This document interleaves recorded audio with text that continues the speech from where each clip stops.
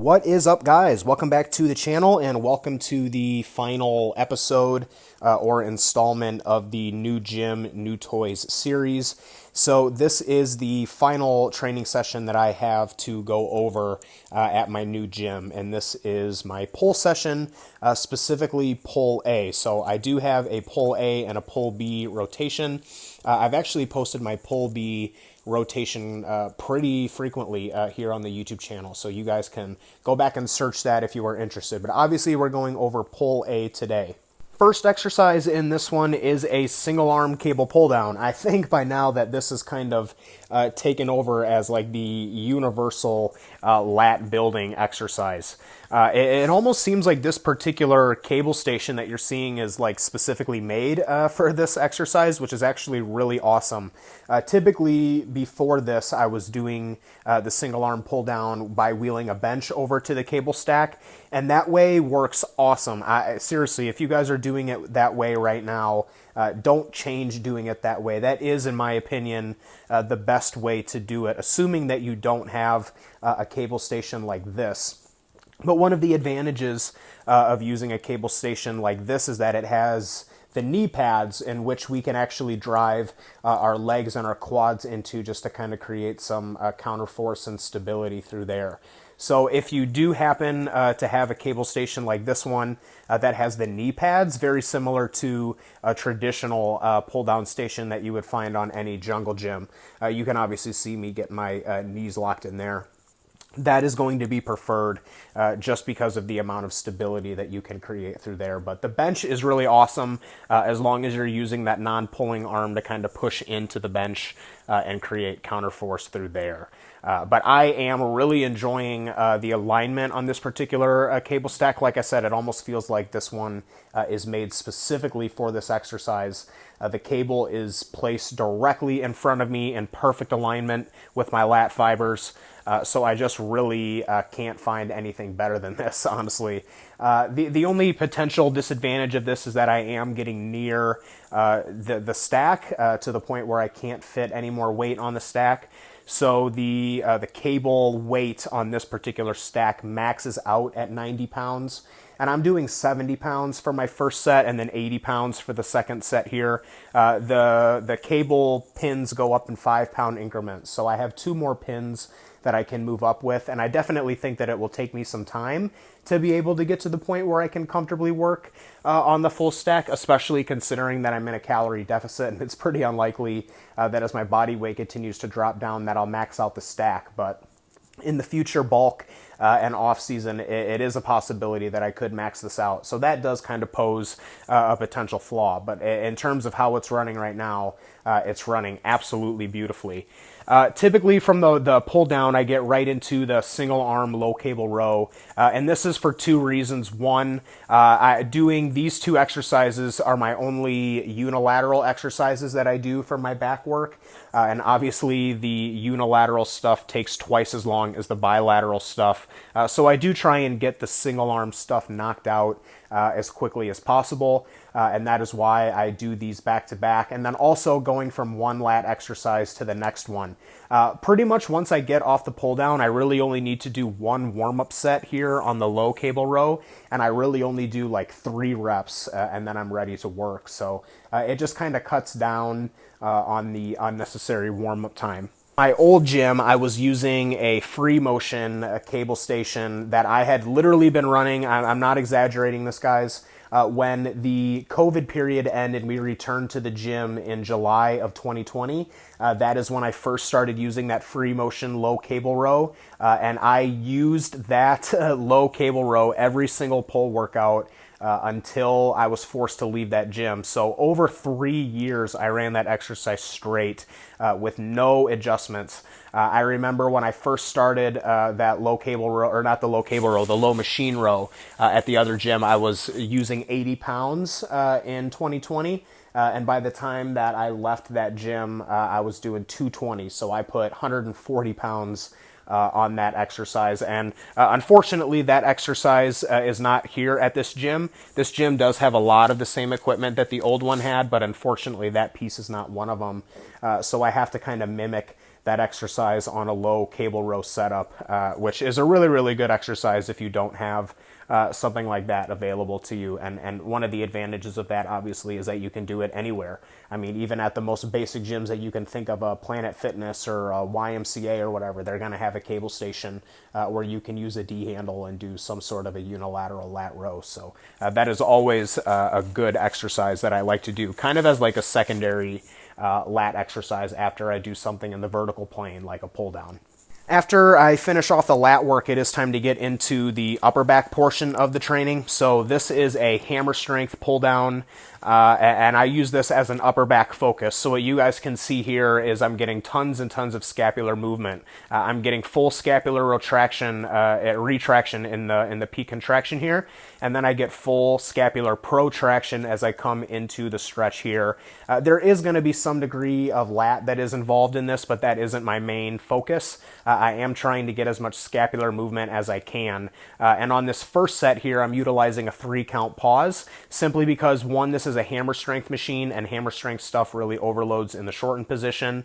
And then 2, because at this point in the session, this is my first working set for my upper back. So my upper back musculature is still very, very fresh. And while the upper back musculature is fresh, I want to capitalize on getting the muscles short, because I know as the session goes on, my ability to do that will decrease. And then obviously I choose a hammer strength piece because that's where the tension is the highest. So I'm picking exercises that have a resistance profile that matches the area of the range of motion that I'm trying to emphasize.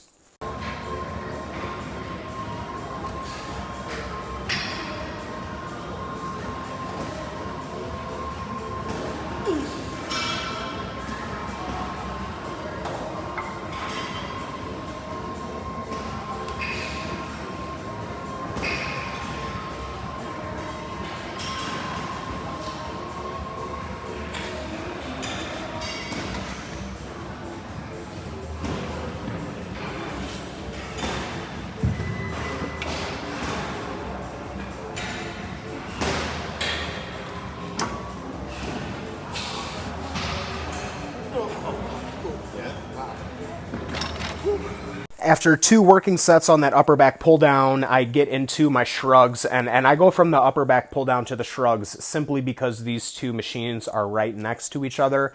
Literally, the shrugs that you see me doing here are the machine directly in front of the hammer pull down. So while I'm right next to it, I just prefer to get these knocked out.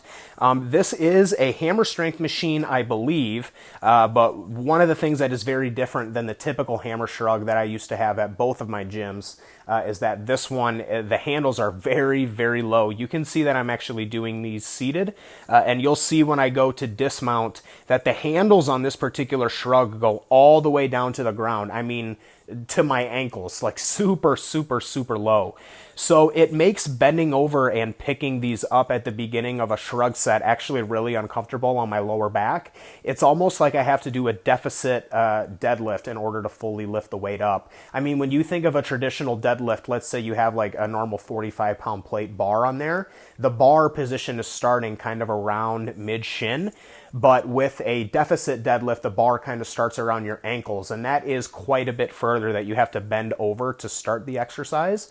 And it's actually almost so uncomfortable for me to bend over that far to even pick up the weight to do the shrugs that I've kind of been forced to do these seated like this so I don't have to bend over as much, man. These things go super, super low. It's really, really uncomfortable. So I just started implementing a bench here just so that I can sit down, and it seems to be a little bit more comfortable for me. So on this particular pull session, pull A, I do my shrugs seated, and then on pull B, I do my shrugs standing, because on the shrug machine on the pull B session, I don't have to bend over as far to get it started. You guys follow me on Instagram, you may have seen me complain about the weights at this gym. One of the things that you may notice on this shrug is that I physically can't fit any more weight on the ends, the pins. It looks like I have a little bit more room there, but every time I put a 5-pound plate on that little knob, it ends up falling off mid-set. So it may be hard to see, but maybe you guys can notice that I have the 5-pound plates on the handles of the machine, and that's really, really frustrating. I could fix this by buying a gym pin, but I would have to buy 2 gym pins, which would really suck to carry around just to be able to do this exercise. So that is one of the things that I wish was a little bit better about this gym is the plates. And I don't remember if I've kind of complained about this in a different video before or not, but the plates here are those rubber plates. Obviously, they're not metal plates. And they're not as wide as bumper plates, but they are still pretty wide to the point where it kind of limits you how many plates you can fit on some of these machines. The old gym had rubber plates, but they were nowhere near as thick as these ones were. The old rubber plates were kind of the same diameter as the traditional metal plates. So that is one of the things that really sucks. Similarly to the pull down, I do think that I will ultimately be handicapped by the amount of weight that I can use on the shrug. But I guess I'll just cross that bridge when I get there. There's got to be a different shrug variation that I can do in this gym once I get to a point where I kind of max that one out. Last exercise for the upper back work is a bread and butter movement, the chest supported T-bar row. My old gym had a pre-core model from Caidin, which was really awesome. I loved it a lot. And this gym has a hoist model, which is pretty good. I do enjoy it. One of the things that I do have to do to kind of modify this hoist model is use a step. I'm sure you guys saw that on the first clip. I have a little yoga step there just to kind of elevate myself a little bit. If I don't use that step, then the way that my chest is positioned on the chest pad is really uncomfortable. It completely cuts off my breathing. So by standing on that pad there, it kind of elevates my torso vertically a little bit, which allows me to kind of drape my chest over the chest pad in a slightly different position. And I can kind of position the chest pad so it's more on my sternum than on my ribs and my stomach, and allow me to breathe a little bit easier. This particular session was the first time that I hit 4 plates.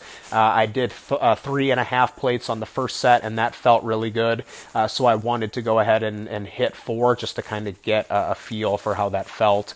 Obviously, range of motion could have been a little bit better towards the end of the set, but this is one of those instances where you're just using a weight that you've never used before just to kind of get the weight in your hands. I'm very, very confident that the next time I come in and do this, if I hit 4 plates again, I'll be able to have reps that are tidier than that. It's just that sometimes the first time that you hit a new weight that was a pretty decent load above the weight that you just used. Remember, guys, I just used 3.5 and I bumped up to 4. That's a pretty aggressive weight increase as far as I'm concerned. It may not look the best the first time that you hit it, but as long as you continually improve that and tighten that up and tighten that up and tighten that up in the weeks to come, I don't see an issue with that at all. After the T-bars are done, all of the back work is done, and it's time to just finish off with 4 sets of biceps.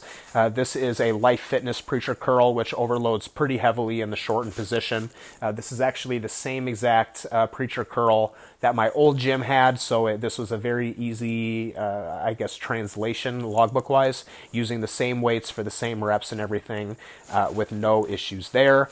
This gym does have the same exact exercise available in a pin-loaded version, and actually that's the bicep curl that I do at the end or beginning of my legs B session, the RDL and leg press one. So if you guys have seen that video, then you'll know what bicep curl I'm talking about. But that is a pin-loaded one, and I do it bilaterally, and this is a plate-loaded one, and I do it unilaterally. So even though the exercise is very similar, it is 2 different variations, both in terms of the loading. Again, one day is pin-loaded, and the other is plate-loaded.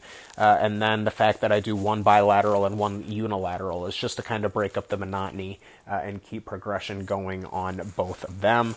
After 2 working sets on that preacher curl, it's time to finish off the biceps with something that's a little bit heavier in the lengthened position with an incline curl. And I do cables on this particular one. So on my other pull session, I do an incline dumbbell curl, and on this one, I do an incline cable curl. This is on the cable stack where I do my seated cable flies. You can see the cable fly handles to the left there, and then these lower cables are kind of on the bottom one. This may be hard to tell from this particular clip, but I am kind of squeezing my calves and kind of like bracing myself into the seat. That seat is like pressed into the back of my knees, and I'm kind of using that as something for me to drive against, just to, again, create stability. That really is the name of the game with a lot of these exercises. The more that I can get locked in and stable and brace down, the more force output that I can put into each set, which is obviously going to be ideal for muscle growth. So this is really all that I have for today's session, guys. Obviously very similar to my other pull sessions. A lot of this equipment is actually the same exact thing. It's just in a different place. So if you guys have any questions about the programming or anything, please ask. I'm always happy to answer questions. If you guys are interested in online coaching or consultation or anything like that, please check out my website, which is in the description of this YouTube channel. And as always, guys, thank you guys so much for watching. Take care of yourselves, and I'll just let you guys enjoy this last little bit of audio here on this bicep curl set.